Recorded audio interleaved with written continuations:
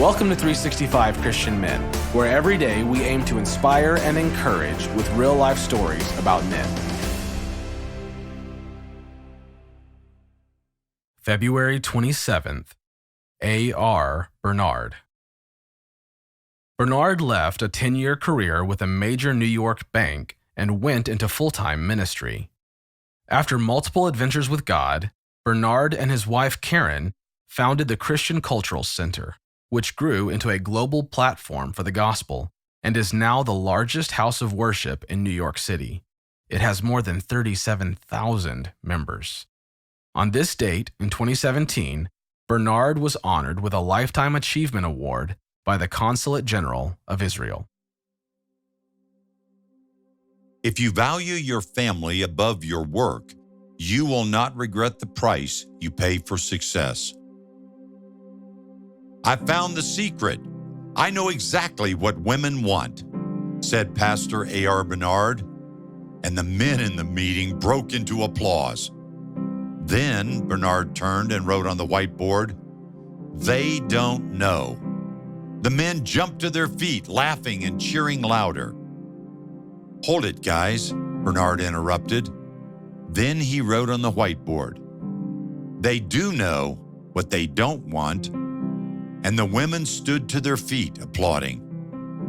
It was in this comical, honest moment of counseling married couples that the concept for Bernard's second best-selling book titled "4 Things Women Want from a Man" was born. Bernard's comments turned personal as he reflected publicly on his life in the 1980s. It was an incredibly difficult chapter in his marriage to Karen.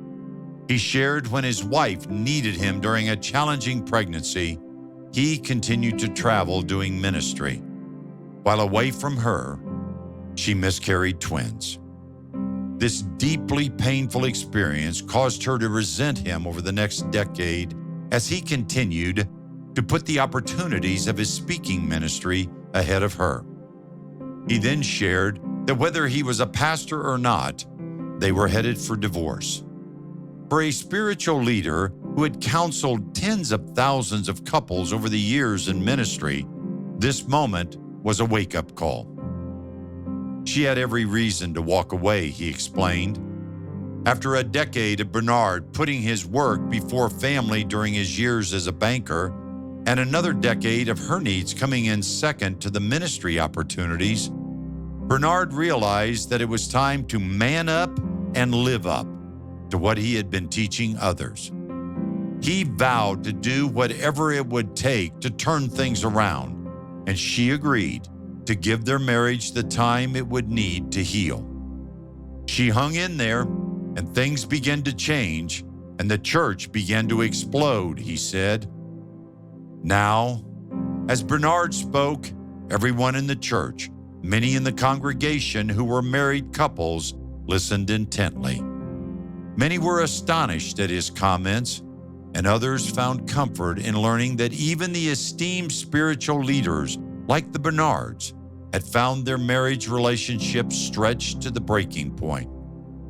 "I saw what was happening," he continued.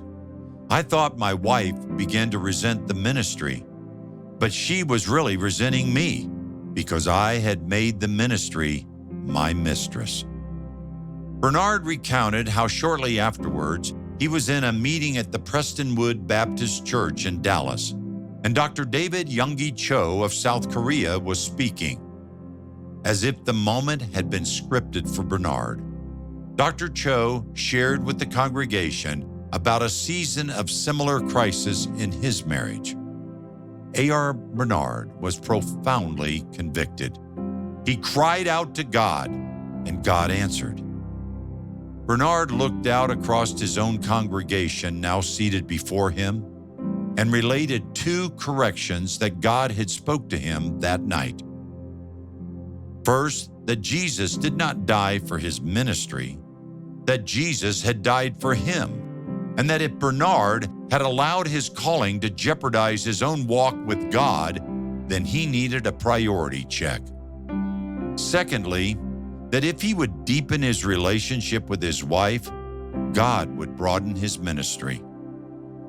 Over the years following their crisis, Pastor Bernard took those words to heart, diligently applying his workaholic focus to honoring his bride and making her the top priority in his life right after his relationship with God. As a result of his repentance and correcting his priorities, the Bernards' marriage blossomed into a mighty force for God rather than ending in divorce. They even founded a ministry together, the Christian Cultural Center. Ephesians 5:25 tells us, "Husbands, love your wives as Christ loved the church and gave himself up for her."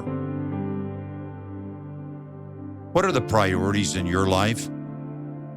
What would your wife say your priorities are?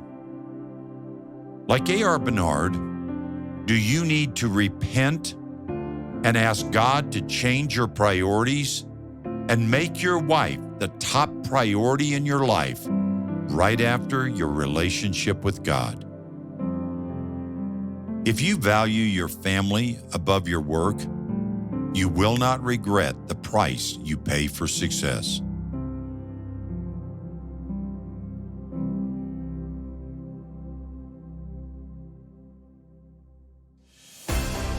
Thank you for listening to today's story.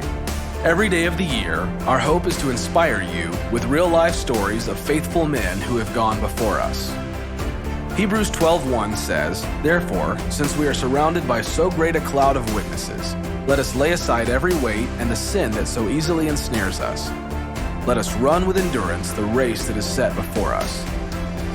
Join us tomorrow for another story at 365christianmen.com.